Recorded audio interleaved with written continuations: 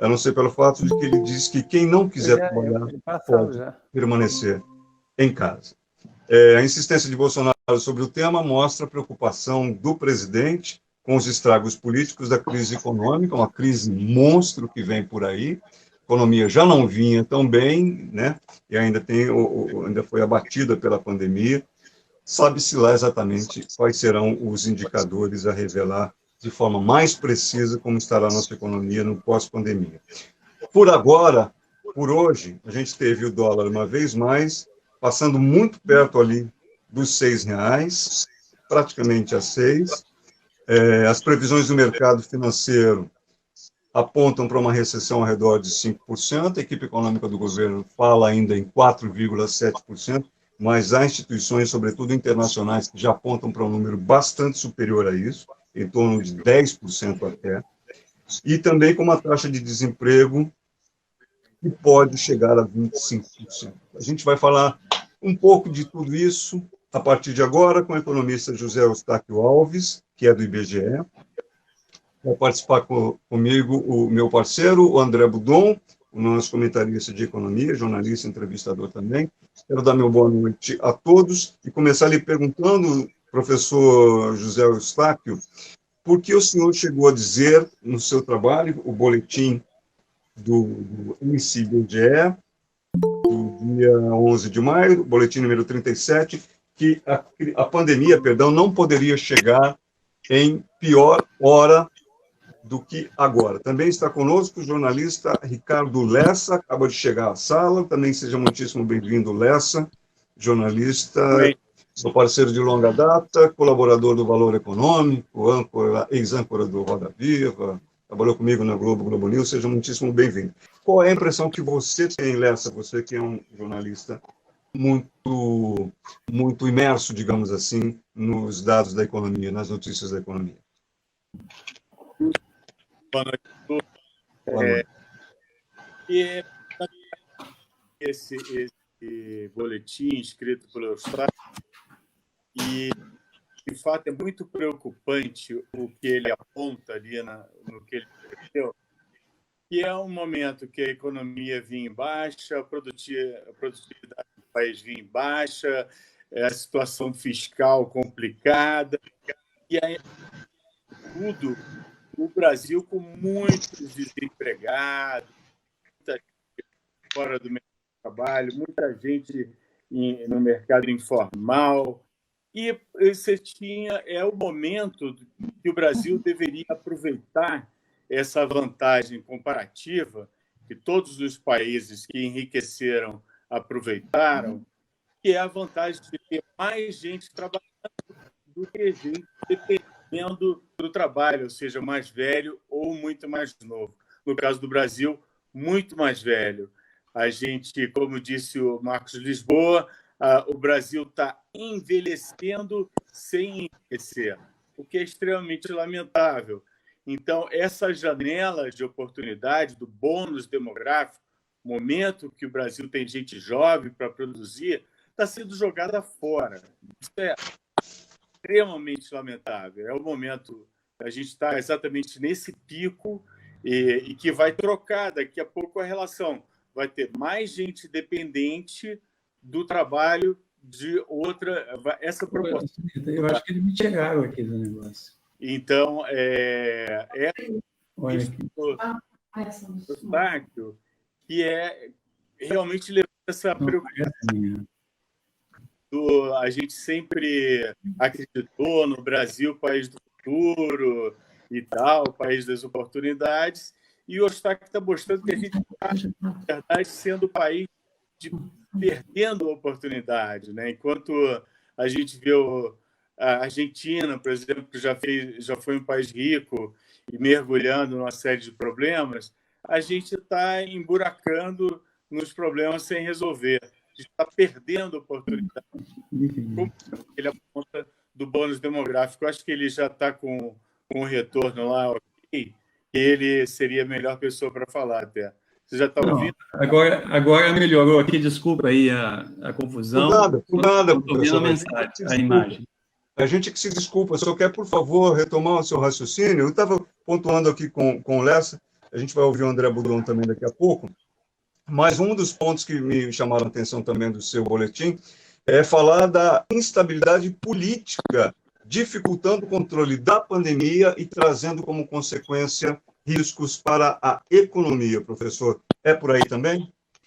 Então, eu acho que o Lessa resumiu bem a questão e, assim, só para reforçar essa ideia, é que não existe nenhum país do mundo que tenha conseguido se desenvolver e melhorar as condições de vida da população sem ter aproveitado o tal do bônus demográfico, que é esse momento que tem uma proporção muito alta de pessoas em idade ativa, né, e uma baixa proporção de pessoas inativas, seja jovens ou seja idosos. Então, isso o Lessa mostrou bem. Aí eu queria só reforçar, Guto, é o seguinte, às vezes as pessoas não entendem, quando fala assim, o bônus demográfico, ele é uma condição necessária para o desenvolvimento. E ele não só é necessário, como ele acontece uma vez só na história de cada país. Então, se a gente não aproveitar esse bônus agora, não vai ter outra oportunidade para o país dar esse desenvolvimento. Essa frase que o Lessa citou, que não existe nenhum país que enriqueceu depois de envelhecer, isso é verdade. Não existe nenhum exemplo no mundo de um país que envelheceu e depois enriqueceu depois de ter envelhecido. Toda a experiência internacional é que os países têm que enriquecer antes de envelhecer. E o que está acontecendo com o Brasil é que a gente está num caminho de envelhecimento muito rápido e a gente não está enriquecendo. Ao contrário, nos últimos 5 anos, a gente empobreceu. A renda per capita em 2019 já era menor do que a de 2014.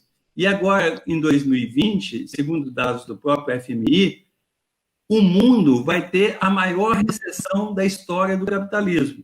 E o Brasil vai ter a maior recessão da história brasileira. No momento que a gente precisava estar criando emprego, avançando com a educação, avançando com a saúde.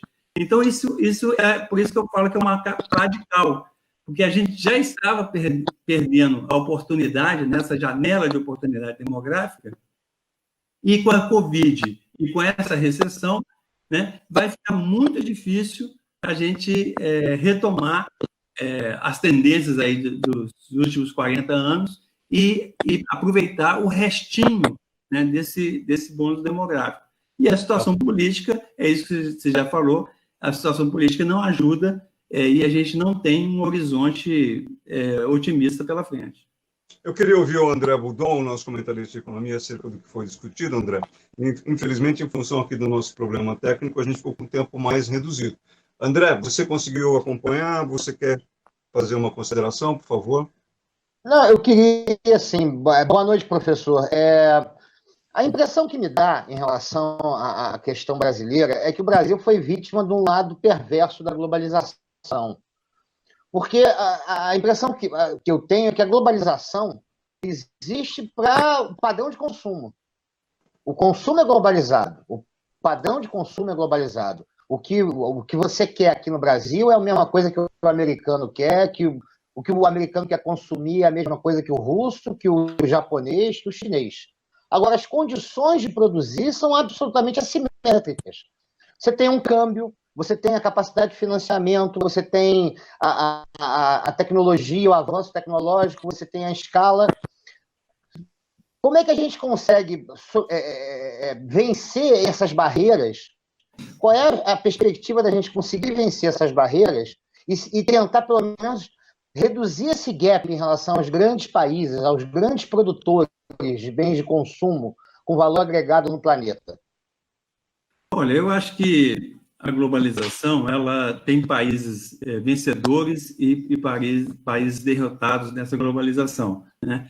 Infelizmente, o Brasil escolheu um caminho que eu chamo de inserção subordinada a esse processo de globalização. Então, a gente adotou um esquema no Brasil que a gente chama de especialização regressiva, né, que o Brasil foi perdendo a capacidade de liderar uma indústria competitiva internacionalmente e foi se especializando nas commodities. né, tanto do agronegócio como minerais, né?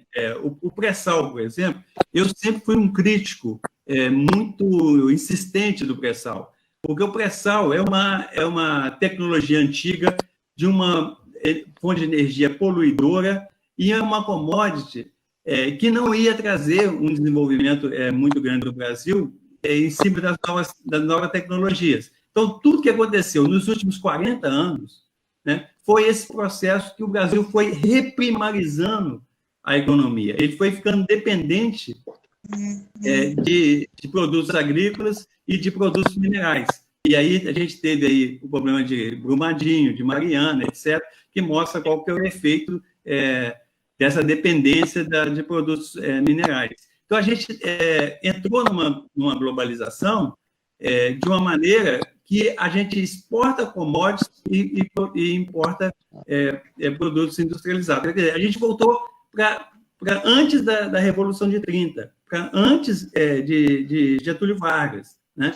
Enquanto, por exemplo, a China, né? Por exemplo, o Vietnã hoje está na moda porque é um país que não tem nenhuma morte aí durante a Covid. O Vietnã, depois que saiu vitorioso, ele passou 10 anos de muita dificuldade, mas em 86 ele começou uma série de reformas e o Vietnã hoje é um exemplo de sucesso.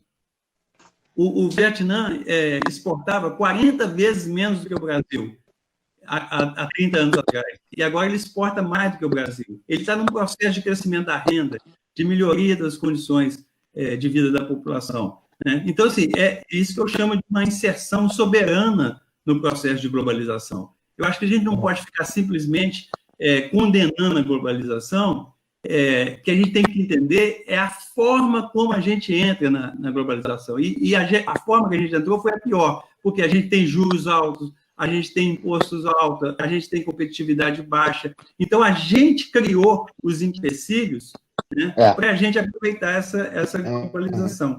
E no momento, só para terminar, Guto, no momento que a gente precisava estar gerando emprego, estar gerando educação, estar gerando saúde para aproveitar o bônus demográfico.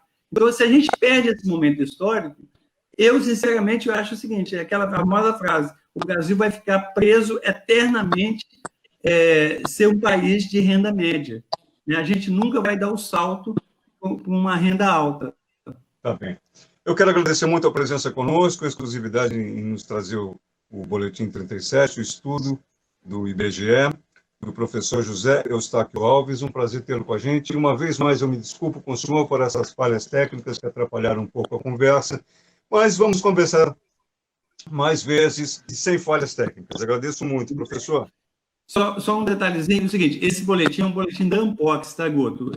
Não é do IBGE, inclusive, atualmente, eu sou professor, eu sou aposentado, e essa publicação é só porque o IBGE é muito zeloso sobre essa questão da publicação deles, é só para esclarecer. Correção. Obrigado. Agradeço muito. Obrigado também aos meus colegas André Budon e o Ricardo Lessa. Até uma próxima vez, parceiros. Até. Até, Guto, um abraço.